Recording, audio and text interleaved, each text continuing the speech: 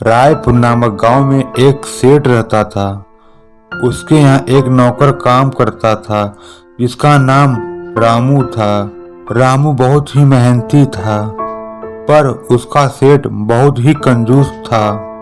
वह रामू के मेहनत के पैसे भी सही से नहीं देता था। एक बार की बात है, सेठ ने रामू से कहा, अरे रामू, बगीचे में सेब पक गए हैं, जाओ उसे तोड़कर बाजार में बेच आओ। सेठ की बात सुनकर रामू बगीचे में जाता है और सारे सेब को तोड़कर इकट्ठा कर लेता है। फिर उसे ले जाकर बाजार में बेच आता है। वह सेब के पैसे लेकर रास्ते में आ ही रहा था, तभी अचानक से उसे रास्ते में कुछ लड़के मिलते हैं और रामू को मार पीट कर उसके पैसे छीन लेते हैं। बेचारा रामू बहुत घायल हो गया था और वह किसी तरह सेठ के घर पहुंचता है और सेठ से सब कुछ बता देता है। पर रामू की बात सुनते ही सेठ भड़क गया और बोला, अरे तुम ये कैसा कर सकते हो? हाँ, तुमने तो मेरे पैसे गंवा ही दिए, अब इसकी भरपाई कौन करेगा? बोलो, तुम करोगे? अब ये पैसे जो तुमने गंवाए हैं तुम्हारी तनख्वाह में से कटेंगे। सेठ रामू को बहुत बुरा भला कहता है और उसके काम के पैसे भी नहीं देता है। रामू बेचारा खाली हाथ घर चला आता है। रामू के घर आते ही उसकी पत्नी बोलती है, अरे जी, आपको चोट कैसे आई?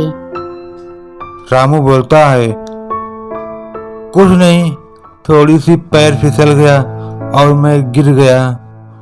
कैसे आप गिर गए? चलिए कोई बात नहीं, आप आराम करिए, मैं आपके लिए चाय बना कर ले आती हूँ। रामू अगले दिन सेठ के पास फिर जाता है और बोलता है, मालिक, मेरे पिछले काम के पैसे दे दीजिए।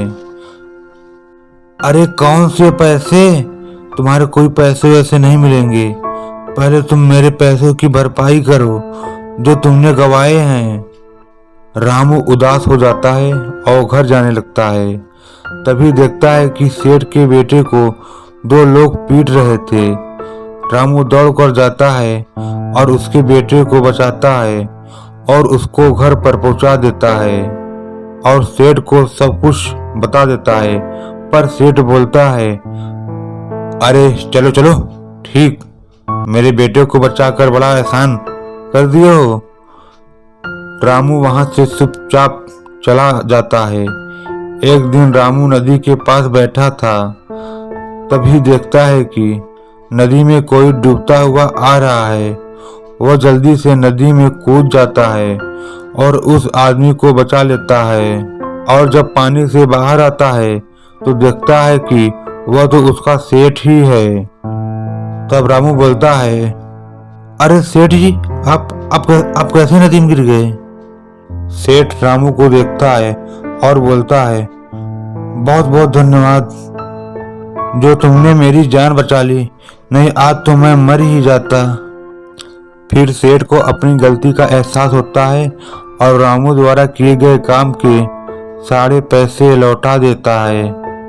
इसलिए कहते हैं कि जो अपने पास है उसकी केयर करो, क्योंकि मुसीबत में वही काम आता है।